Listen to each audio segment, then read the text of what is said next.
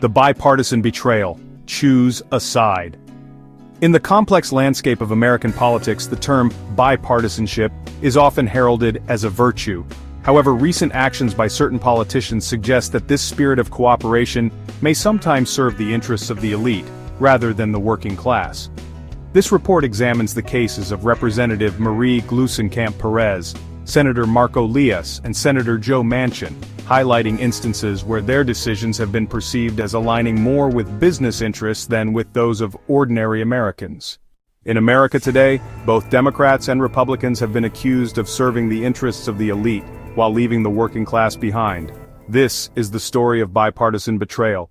Representative Gluesenkamp Perez, a Democrat, voted with Republicans to repeal President Biden's student loan forgiveness program, impacting nearly 800,000 Washington residents burdened by $28 billion in debt. Meanwhile, her family's business reportedly benefited from government relief during the pandemic. A double standard? Many think so. Opposition to student loan forgiveness. Representative Gluesenkamp Perez was one of only 2 Democrats who voted with Republicans to repeal President Biden's student loan forgiveness program. This decision directly impacted approximately 783,000 Washington residents holding $28.2 billion in federal student debt. Critics have pointed out that while opposing student debt relief, Representative Gluesenkamp Perez's family business benefited from government assistance during the COVID-19 pandemic. This perceived double standard has raised questions about her commitment to alleviating financial burdens for working-class Americans. In Washington state, Senator Marko Liias has often sided with the chambers of commerce. As chair of the Senate Transportation Committee, his policies have been criticized for prioritizing corporate interests over equitable public transportation solutions. Alignment with business interests, Senator Liias, representing Washington's 21st Legislative District, has been noted for his close ties with business communities, including chambers of commerce.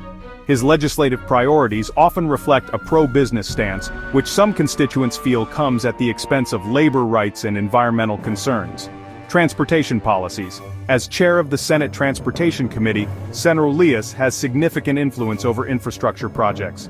While advocating for green energy initiatives, there is criticism that his policies may favor corporate interests over comprehensive public transportation solutions that benefit all citizens. Senator Joe Manchin, long tied to the coal industry, has blocked climate legislation, citing concerns over government spending. Critics argue his actions protect fossil fuel profits over public health and environmental safety. Energy sector ties. Senator Manchin's connections to the coal industry are well documented. His opposition to certain climate change legislation is often viewed as prioritizing the interests of the fossil fuel industry over environmental protection and public health. Stance on social programs. Senator Manchin has frequently opposed expansions of social welfare programs, including aspects of the Build Back Better plan, citing concerns over government spending. Critics argue that this stance disproportionately affects low-income families in need of support. From both sides of the aisle, bipartisan betrayal is evident. The elite pull the strings while the working class suffers. The actions of these politicians illustrate a broader concern that bipartisan efforts may sometimes serve elite interests, rather than addressing the needs of the working class. As the American populace becomes increasingly aware of these dynamics, there is a growing demand for genuine representation that prioritizes the well-being of all citizens over corporate or elite agendas. It's time to demand real representation. No more selling out to corporate interests, no more empty promises. It's time to choose. Are you with the elite or the people? Recent developments in student debt relief and political responses. The outcry on social media is growing louder. People are fed up with the betrayal from both sides of the aisle. Let's take a look at some of the most powerful voices calling out the hypocrisy and demanding change. Twitter user @Fight4Use posts, "The elite own both parties. Democrats, Republicans, and even some third parties have sold out the people. No one truly represents those at the bottom anymore. They all step out the back door with the spoils of their class war on the poor. #class war, #labor rights." Another tweet from @Justice4Workers reads, @RepMGP and @Marko Liias in WA State claim to fight for workers, but who benefits? Injured workers, immigrants, and non-union laborers are ignored, while businesses and chambers of commerce profit. We see through the lies. #hypocrisy, #WAPOL. At Climate Warrior tweets, Senator Joe Manchin, DWV, a coal baron in Congress, Manchin blocks climate progress to protect fossil fuel profits. He opposes social programs like Build Back Better, leaving the poor out in the cold. Is this leadership or elite protection? #Manchin money. Another voice at Expose the Elite calls out Senator Kyrsten Sinema, IAZ. Sinema, backed by Big Pharma and Wall Street, left the Democrats to serve her corporate donors. From opposing minimum wage hikes to stalling key reforms, she exemplifies bipartisan betrayal. Who does she really represent? #Sinema sells out. The frustration is palpable. These tweets are just a fraction of the outrage brewing online. People are demanding that their voices be heard, that true representation be restored, and that the elite no longer pull the strings. It's time to amplify these voices. Share your story, your frustration, and your demands. Let's unite online and offline to force a change.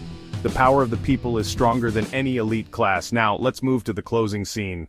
As we navigate through the sea of political betrayal, it's crucial to remember the moral compass that should guide our society. Proverbs 22:16 states, "Whoever oppresses the poor to increase his own wealth, or gives to the rich, will only come to poverty."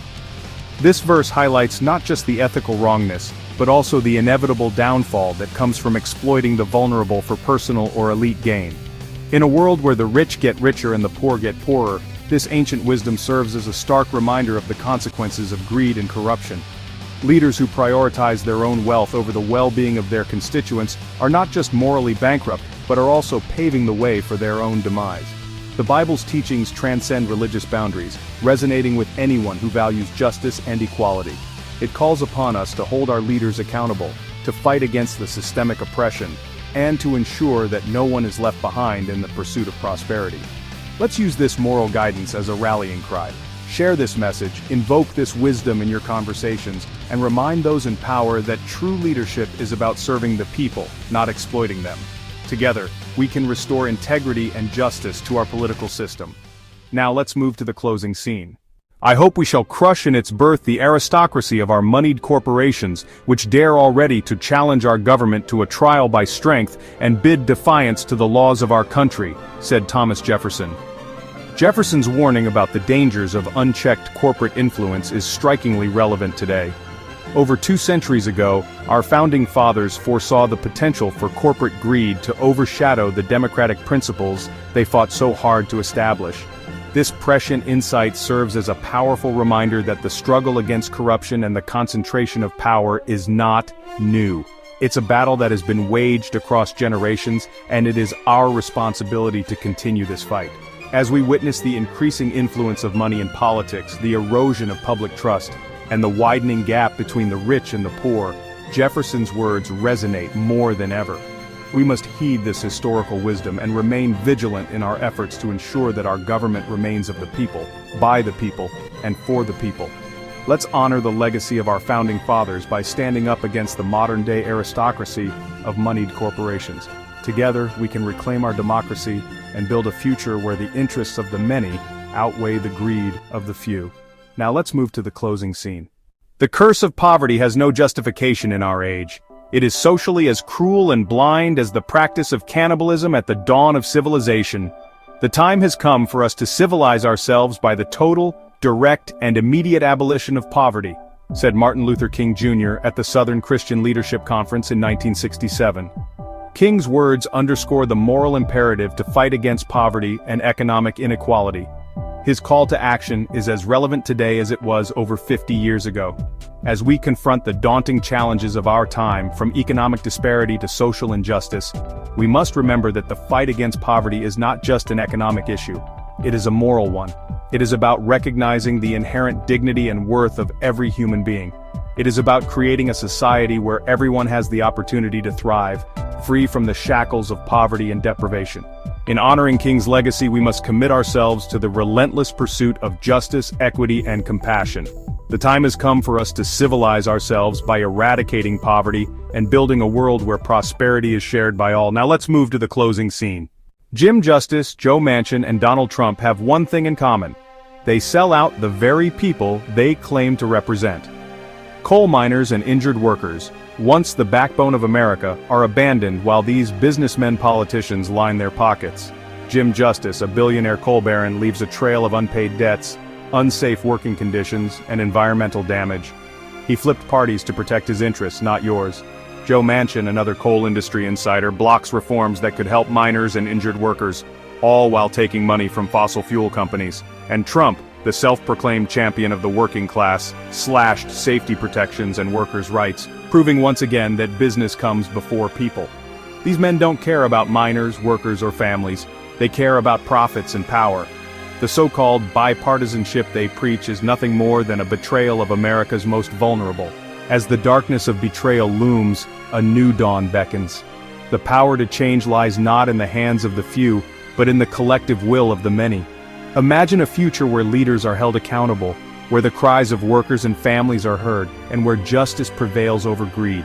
This is not just a dream, it's a call to action. Together, we can rewrite the narrative, share your stories, raise your voices, and demand the change we deserve.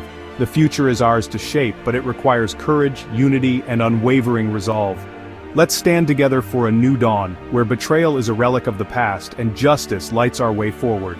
The time for change is now. Closing text on screen. A new dawn. Together for justice. Together for change. #RiseUp. #NewDawn. Fade to black with hopeful, uplifting music.